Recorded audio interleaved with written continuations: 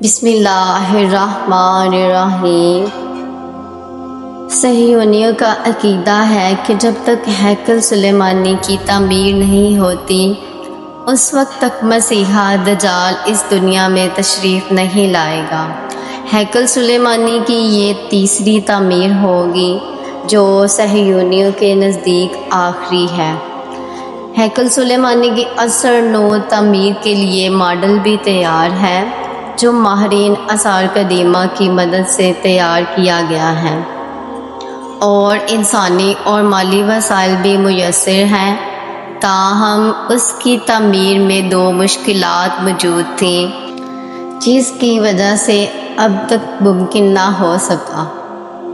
پہلی یہ ہیکل سلیمانی کی تعمیر کے لیے صہیونیوں کو گناہوں سے پاک کرنے والی قربانی کی شرط ہے، جس کے لیے قدیم یہودی روایات کے مطابق قربانی کے لیے ایک ایسی سرخ بچیا درکار ہے جس کا ایک بال بھی کسی اور رنگ حتیٰ کہ برا بھی نہ ہو۔ دوسری دقت ہیکل سلیمانی کے تعمیر کا مقام ہے۔ صہیونیوں کے مطابق ہیکل سلیمانی کو جس مقام پر تعمیر کیا جاتا ہے وہ عین وہی مقام ہے جہاں پر اس وقت مسجد اقصی موجود ہے۔ یعنی ہیکل سلیمانی کی تعمیر کا صاف اور سیدھا سا مطلب ہے مسجد اقصی کی شہادت ہے۔ اگر مسجد اقصی محض مسلمانوں کا مقدس مقام ہوتا تو ہیکل سلیمانی کی تعمیر ہوتی یا نہ ہوتی، مگر صہیونی اسے اب تک شہید کر چکے ہوتے۔ تاہم یہ مسلمانوں کے ساتھ ساتھ عیسائیوں کا بھی مقدس ترین مقام ہے۔ یہی وجہ ہے کہ صہیونی کو اس کی شہادت کے لیے باقاعدہ ماحول بنانا پڑ رہا ہے۔ گزشتہ برس ہیکل سلیمانی کی تعمیر کے لیے قائم کردہ خصوصی ادارے دی ٹیمپل انسٹیٹیوٹ کی جانب سے اعلان کیا گیا تھا کہ مکمل طور پر سرخ بچیا کی پیدائش اسرائیل میں ہوئی ہے، جس کے ساتھ ہی دنیا کے اختتام کا باب شروع ہو جائے گا اور کائنات اپنی زندگی کے آخری مرحلے میں داخل ہو گئی۔ اس ہیکل کی دوبارہ تعمیر کے لیے عقیدت مند لوگ بائبل کی کتب اعداد ایک نمبرز کی طرف اشارہ کرتے ہیں، جس میں بنی اسرائیل کو حکم دیا گیا ہے کہ ایک ایسے سرخ بچیا کی قربانی پیش کی جائے جو بے عیب ہو، اس میں کوئی داغ نہ ہو اور جسے کبھی حل میں نہ جوتا گیا ہو۔ صرف ایسی ہی قربانی کے بعد ہیکل دوبارہ تعمیر ہو سکے گا۔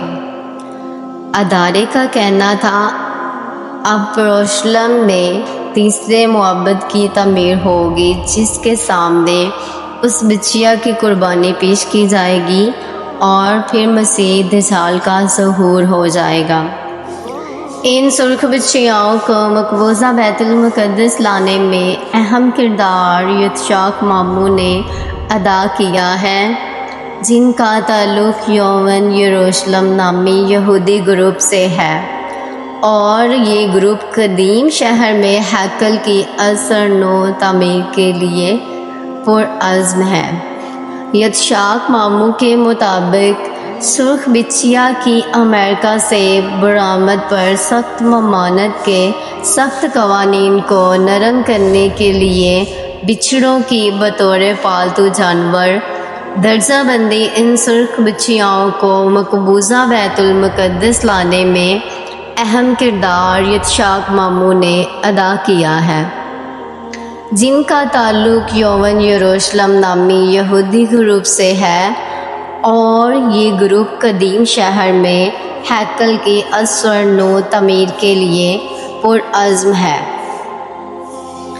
اب ان گائیوں کو مقبوضہ بیت المقدس پہنچا دیا گیا ہے، جہاں ایک وسیع و عریض سفید رنگ کی قربان گاہ پر لے جا کر ان کی قربانی پیش کی جائے گی۔ یہ قربان گاہ زیتون کے پہاڑ کے سامنے ہے جہاں جلد ہی ان گایوں کو جلایا جائے گا۔ یہودیوں کے مطابق حضرت موسیٰ علیہ السلام کے زمانے سے لے کر 70 عیسوی میں دوسرے ہیکل کی تباہی تک 9 گائے کی قربانی دی جا چکی ہے، اور اب 10ویں قربانی مسیح کے دور کا آغاز ہوگا۔ انسٹیٹیوٹ کے ماہرین ربیوں کے ہمراہ روز اس بچیا کا معائنہ کرتے ہیں۔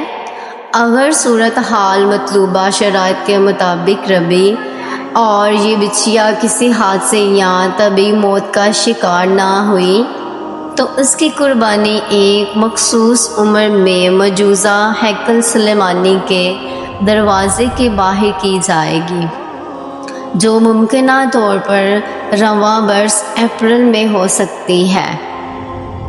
یہودیوں کو تیسرے ہیکل سلیمانی کی تعمیر کے لیے سرخ بچیا بچھڑے سمیت سارے ہی اسباب مہیا ہو گئے ہیں، اور بس اب اس کے لیے مسجد اقصیٰ کو شہید کرنے کے لیے مناسب موقع کا انتظار کر رہے ہیں۔